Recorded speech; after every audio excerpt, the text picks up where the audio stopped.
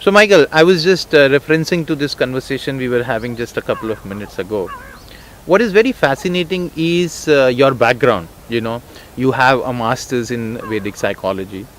You have worked as a very successful entrepreneur, a very, very successful producer. So clearly what I see is that you are able to manifest that success over and over and over again. And we were talking about the fact that when you operate from your core essence, how simple and easy it becomes for you to manifest that success. Tell me more about it. This is very fascinating.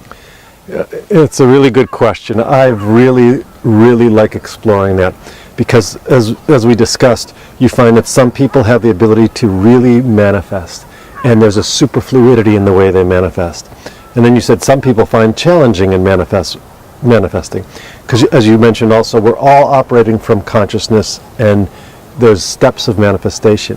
So why is it there's a difference? Why is it there a difference between some and others? And usually it's mixed results. It's not like one can really do it and other people can't do it at all. And I think that's more interesting, because all of us taste success in some endeavors and we are not able to repeat that again. Exactly.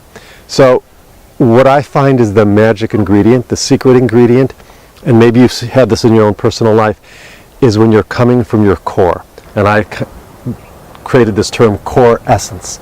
And core essence is really, I know you've had this feeling, I've had this feeling, everyone has had this feeling, is when the stars are lined up both inside and outside.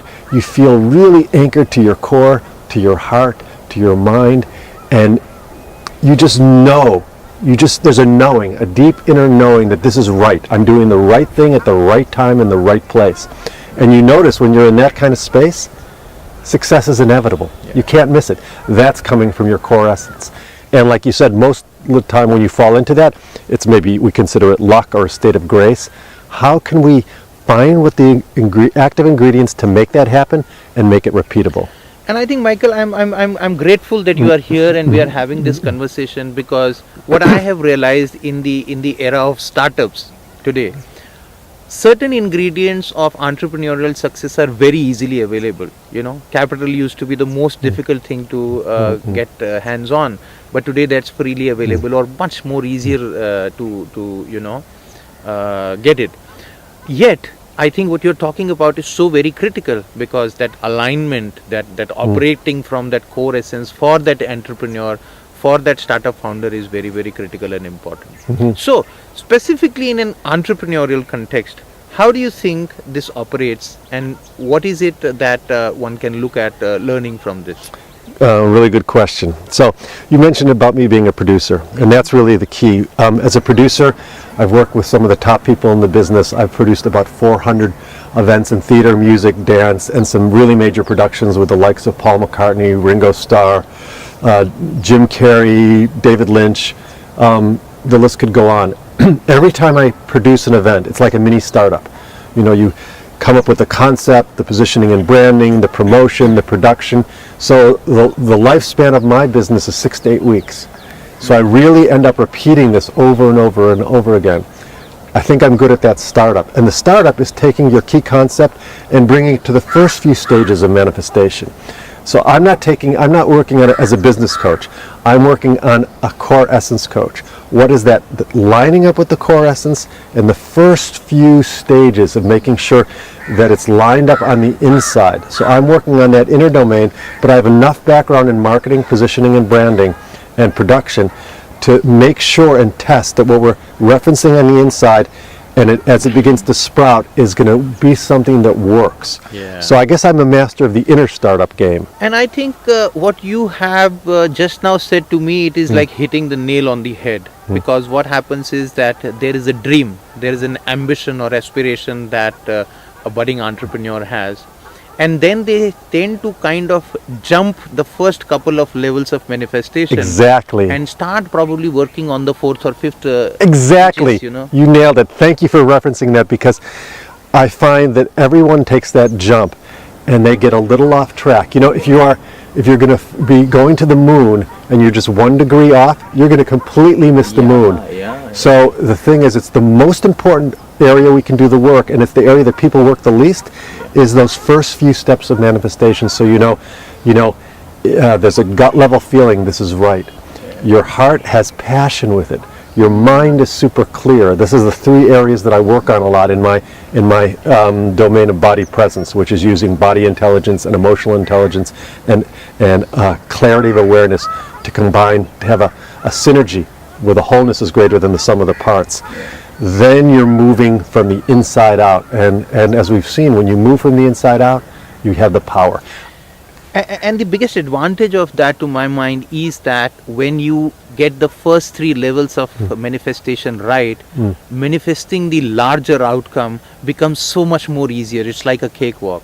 It's like, you don't get the foundation right, no matter how hard you try to build, either it is not getting built or it is not sustainable. Because the other piece is, and we were talking about, a lot of people are almost there.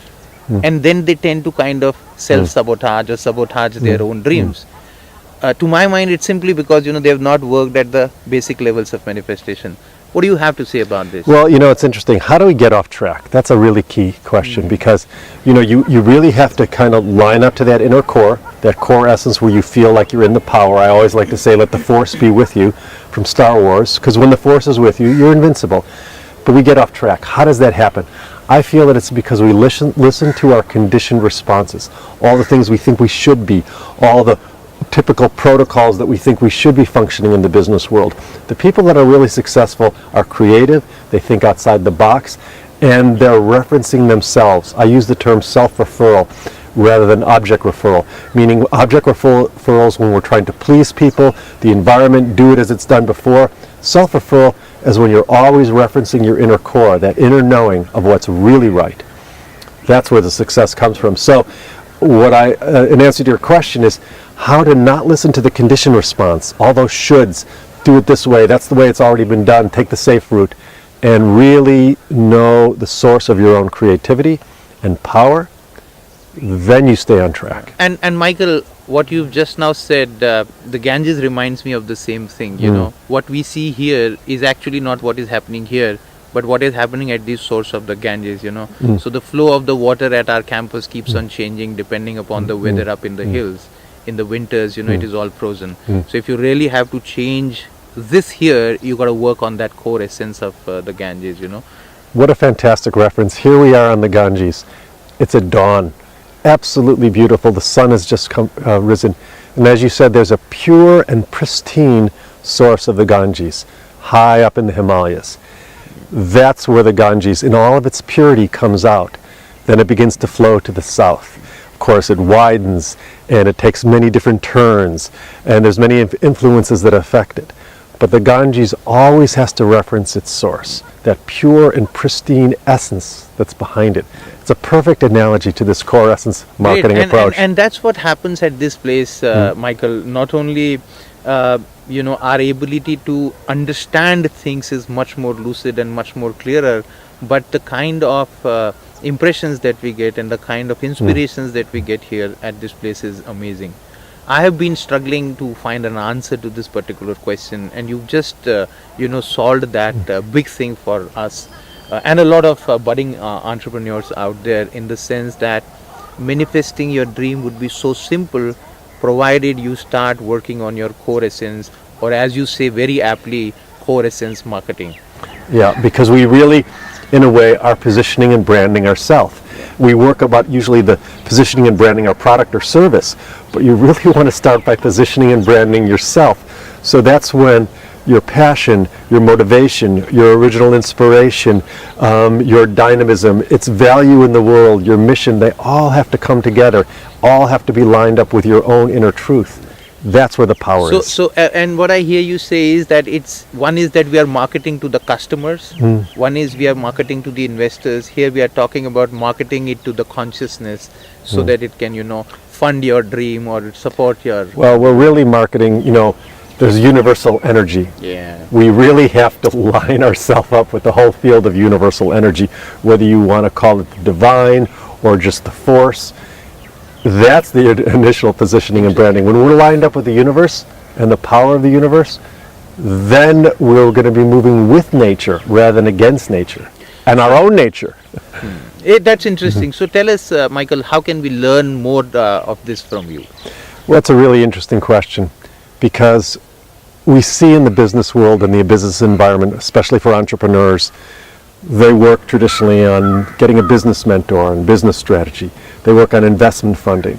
But there's a key component, the third component that's really missing, and there's very few people mentoring people, entrepreneurs in this area, is learning to align up with your inner core. When you're aligned up with your inner core, that's the starting point. It's the foundation. If you don't have that, you're not going to make your mark. The force is not going to be with you. So my approach is in that first few stages, the first sprout, where you really get lined up with what's most important in your inner essence, with that initial spark, that initial vision. That's the thing that's going to drive you to real success. And it's got to propagate, build up in a way that works. I'll help you align with your inner clarity, with your passion, which comes from your heart, and that core essence, that really deep grounding in yourself. When you put those three elements together, you have the power. That's the basis of core essence marketing. And I put that word marketing in there because you're really learning to position and brand yourself. We all work on positioning and branding our product and service, but how do you get yourself completely lined up with the big picture, the universal energy? Then you're flowing with nature, just like the Ganges. That's where you're going to make your mark and make your success and make it repeatable. So I invite you to work with me on core essence marketing, and together we're going to find the power. So Michael, thank you so much. I'm so glad that you've just solved this jigsaw puzzle for us by bringing in the third and probably the most potent element of entrepreneurial success.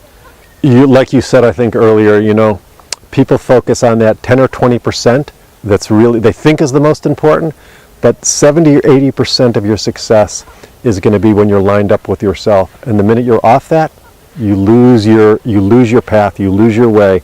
If you're always referencing that inner core, success is inevitable. We're just lining it up so you're just flowing towards the inevitable success.